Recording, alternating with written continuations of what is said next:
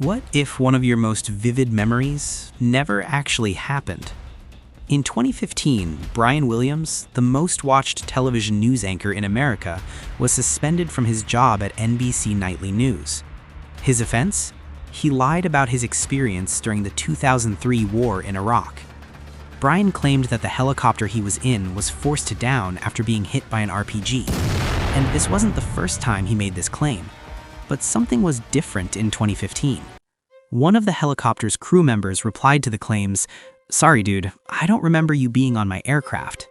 Then a crew member of another helicopter replied, "He was actually on my aircraft and we came in behind you about 30 to 40 minutes later." And this is where things got heated.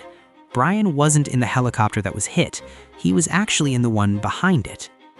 Many Americans hammered Brian for lying, but the science of how our memories work provides an alternative view. Brian's lie may have been unintentional, and we only need to check his previous claims to see the inconsistencies. In 2003, when the event occurred, Brian correctly stated that the helicopter in front of them was hit.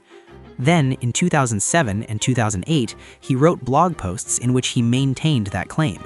However, along the line, his story changed.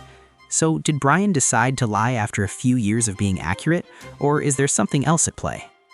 According to most commentators, adults don't misremember the details of such an experience, even if it was 12 years prior.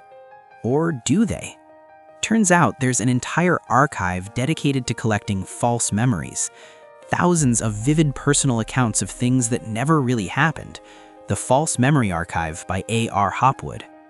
In one of these accounts, Samuel said about the Space Shuttle Challenger disaster, "I have a very vivid memory of watching the Challenger shuttle disaster in high school." However, there was a problem with this account. He said, "The Challenger disaster happened 2 years after I graduated. When it happened, I wasn't in that high school or that city. I was living in another part of the country." In another account, Sue said about the 9/11 terrorist attack, "I remember my housemate coming home to our shared house telling me that she heard on the radio that a plane had crashed into the World Trade Center." She also later realized the account was false.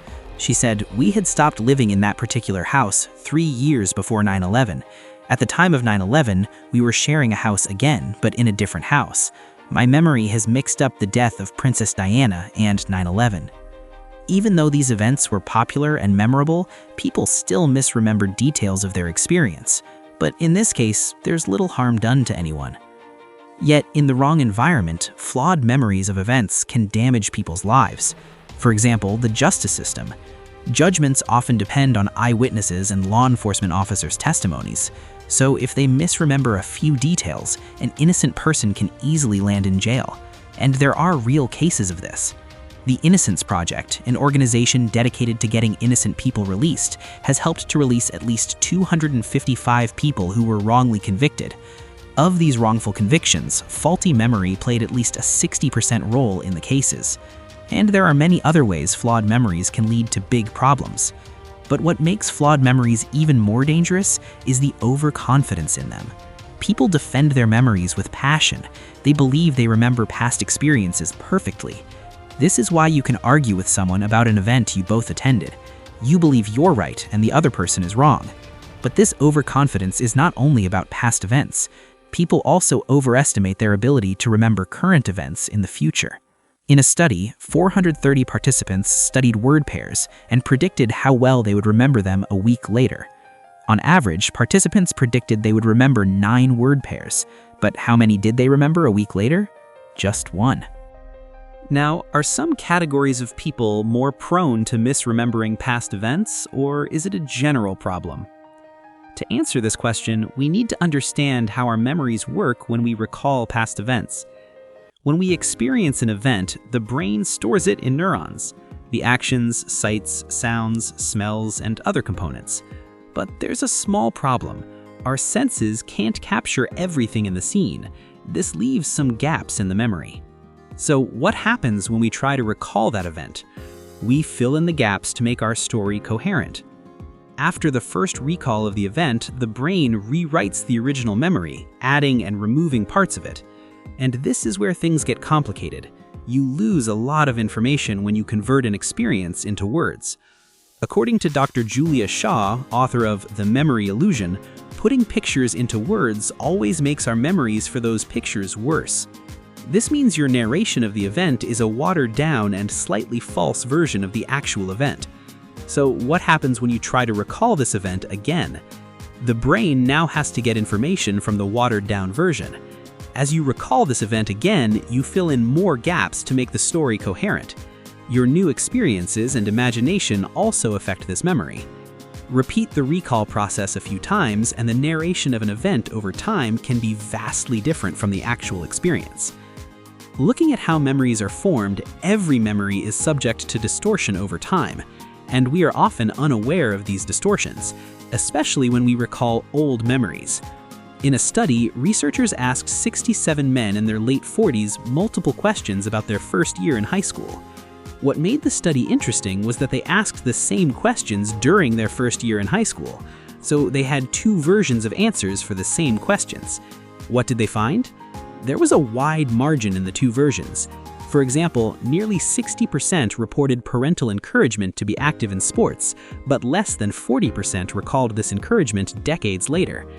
Now, if the process of creating and recalling memories is fundamentally flawed, how can we raise its accuracy? Here are 4 steps to help us navigate our flawed memories better. Number 1. Accept that your memory is faulty. While our faulty memories are a problem, our overconfidence in them is often the bigger problem. Most people believe that admitting to a faulty memory is admitting to a faulty brain.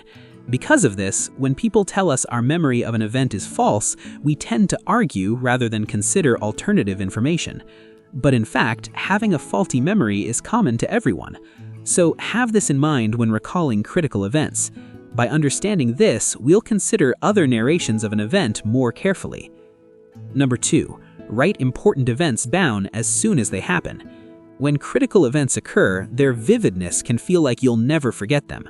While you may not forget, you'll likely misremember them. To retain as much of the information as possible, write it down. When you do this, you'll strengthen your memory and have a reference for the future. Nate Cornell, a memory researcher, advises, don't trust your memory. If someone asks you if you can remember something, say no, write it down. While writing it down isn't perfect, it's the best option for keeping as much information as possible. Number 3. Recall important information regularly. As we recall a memory, we strengthen the neural pathways that hold it. Recalling a memory helps us retain more of the information. Daniel Sachter, professor of psychology at Harvard, puts it best. The memories we revisit are the memories that stick. The ones we ignore fade. While recall is not as effective as writing, it's far better than letting the memory sit untouched for years. Number 4. Associate new memories with the familiar. Let's face it, some memories are easily forgettable.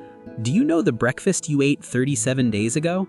But for easily forgettable information that you need in the future, you can associate it with more vivid memories. For example, if you want to recall the name of a woman whose name is Rose, you can imagine rose flowers growing on her head. Doing this will take some creativity, but it can help you preserve memories more. If someone has ever praised you for a perfect memory, don't take it to heart, because it's objectively impossible to have a perfect memory. They may love your narration skills, though. That said, understanding the limitations of our memories helps us look at recollections differently. It shows us that the retelling of an event is never an accurate picture of the event itself. So the next time you're 100% sure about a memory, you might want to think twice. Have you ever had a vivid memory only to discover it was false?